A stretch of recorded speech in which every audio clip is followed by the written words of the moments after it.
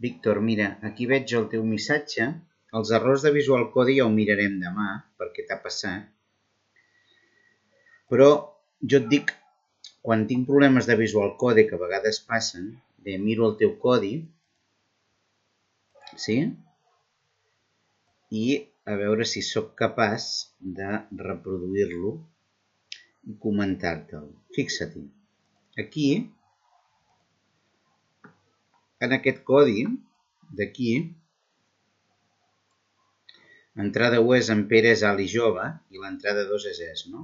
Llavors tu el que fas és fer un split d'aquí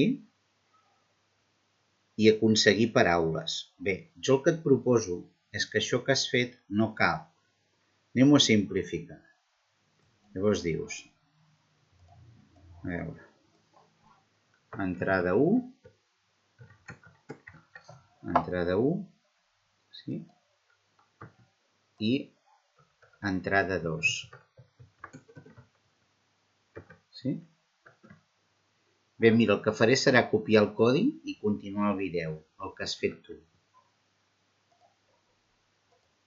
Clar, aquest codi teu, que és el mateix que tens aquí, és una mica redundant, perquè només es tracta de veure si es troba dins d'aquesta cadena. Tu aquí, en canvi, ho parteixes i et mira cada paraula d'aquí. Es no es troba dins de en. Doncs imprimeixo. Es no està dins de en. Bueno, però en aquest cas és entrada 1, perquè has fet l'split. Ara, després mira si és el mateix que Pere. I no, està dins. Si està dins de es, i és sí.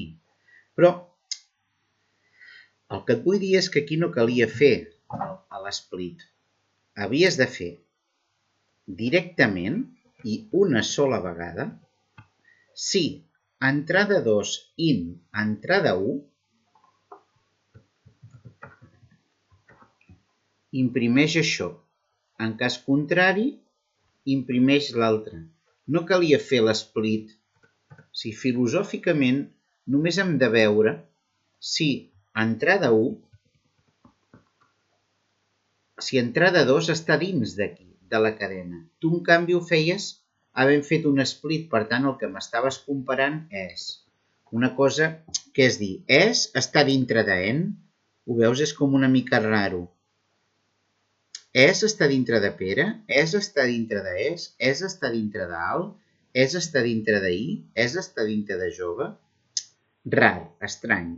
Només havies de mirar directament, sense fer l'split, si està dins d'aquesta frase. D'acord? Ja mirarem els problemes del Visual Code que has tingut.